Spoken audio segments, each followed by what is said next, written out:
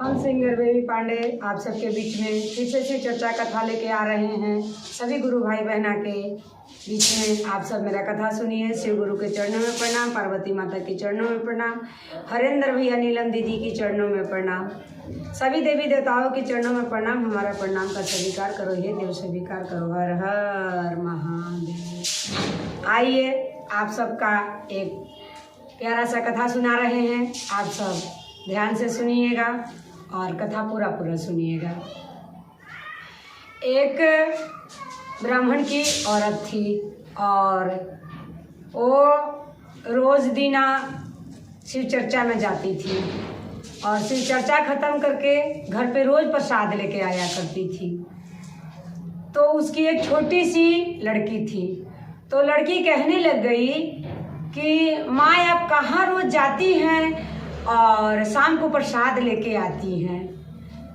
तो वो कही उसकी मम्मी कि बेटा मैं तो शिव गुरु का शिष्य बनी हूँ, मैं शिव चर्चा में रोज जाती हूँ और वहीं से शाम को प्रसाद लेके आती हूँ। तो उस लड़की बोली कि माँ मैं भी चलूँगी और मैं भी शिव गुरु का शिष्य बनना चाहती हूँ।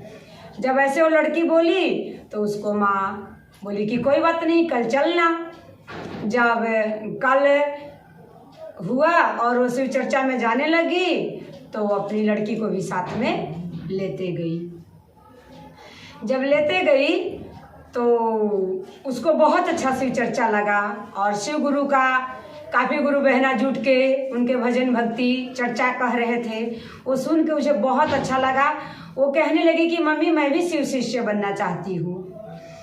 तो वहाँ एक गुरु भाई थे और वो गुरु भाई ने उसको शिव शिष्य बनाया और एक कंगन, जो हम कंगन पहनते हैं रुद्राक्षाली, वो कंगन खोल के और अपने उस बहना को दे दिया और पहना दिया और उस कहा कि ये 3 सूत्रों को पालन करना और चाहे जो भी मुसीबत आए ये कंगन हाथ से कभी मत खोलना, ये कंगन के हमेशा अपने साथ रखना। बोली कि ठीक है।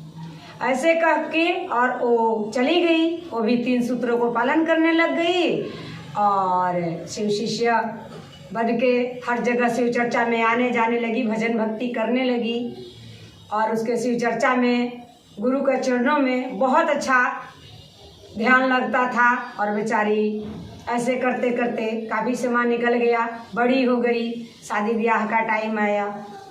पंडित जी ने एक सुंदर सा वर खोज के और उस कन्या का ब्याह कर दिए। जब ब्याह कर दिए तो वो ससुराल चली गई। तो ससुराल चली गई तो 3 नियमों में पालन है कि एक तो चर्चा करना है और दूसरे में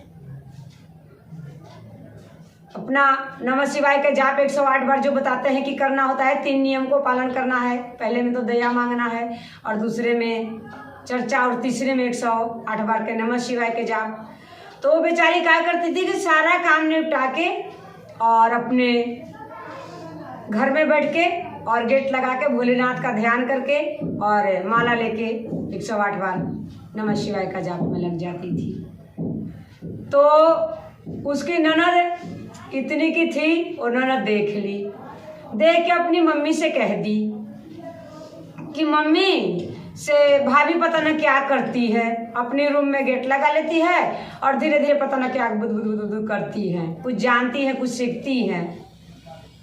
तो उसका पति और सास मिलके उसको बोले कि तुम क्या करती हो।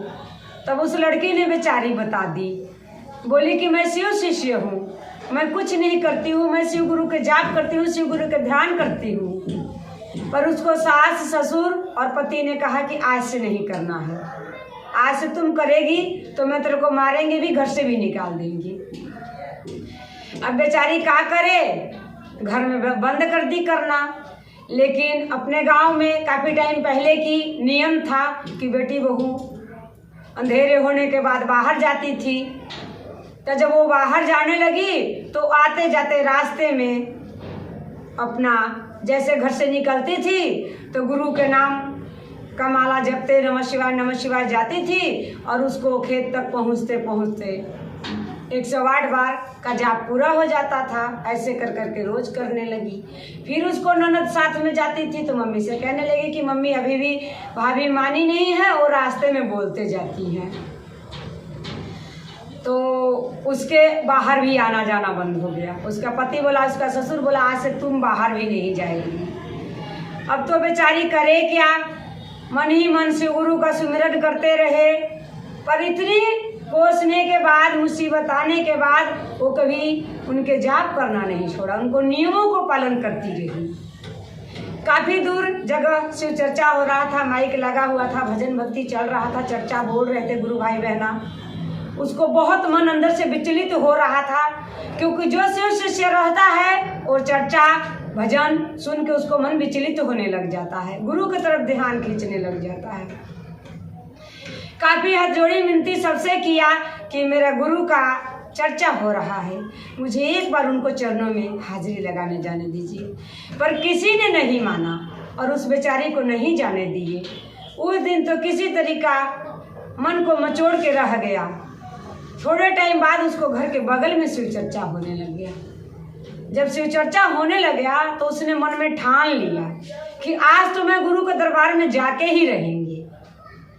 वो काकी कि अपने पति को बुलाया, सास ससुर को बुलाई और बोली कि मुझे आज शिव चर्चा में जाना है। उसका पति बोला कि नहीं जाना है।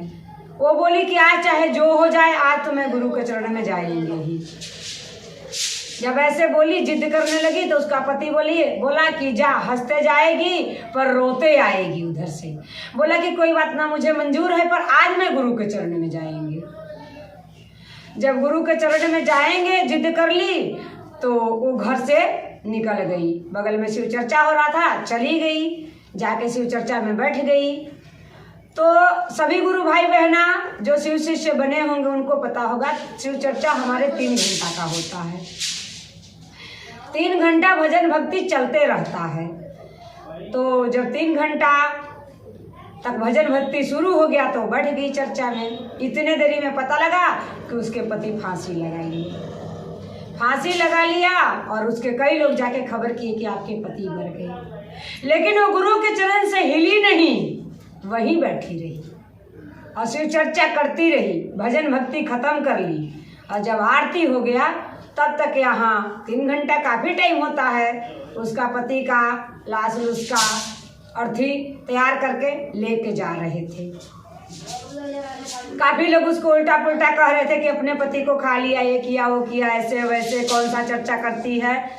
काफ़ी लोग उल्टा सीधा बोल रहे थे, लेकिन किसी का जवाब नहीं दिया और खाली बस यही सब लोगों से हाथ जोड़ी विनती किया कि एक बार हमको इनको जाके दिखा दीजिए। सभी लोग बोले कि जब मरे वो खबर गया तब तो तुम आई नहीं, तो अब देख के क्या करेगी। बोले कि कोई बात नहीं, एक बार मुझे दिखा दीजिए, मैं एक बार देखना चाहते हैं। तो साथ में कई गो अच्छे लोग रहते हैं, कई गो बुरे लोग, कई गो ना, कई गो हाँ, रंग बिरंग के बातें करते हैं। उसमें से 2-4 गो लोग कहने लगे कि क्या जाता है, दिखा दो।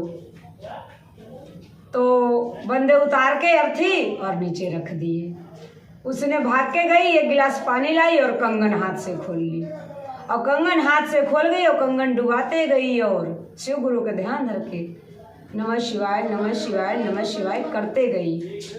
और पार्वती और भोलेनाथ दोनों पर्वत पे बैठे सारे लीला देख रहे हैं। पार्वती बोली कि हे शिव गुरु, हे भोले, आज इस शिष्य का लाज आपके हाथ में है। चाहे इसकी लाज बचा लेना, चाहे इसकी लाज लुटा देना दुनिया में।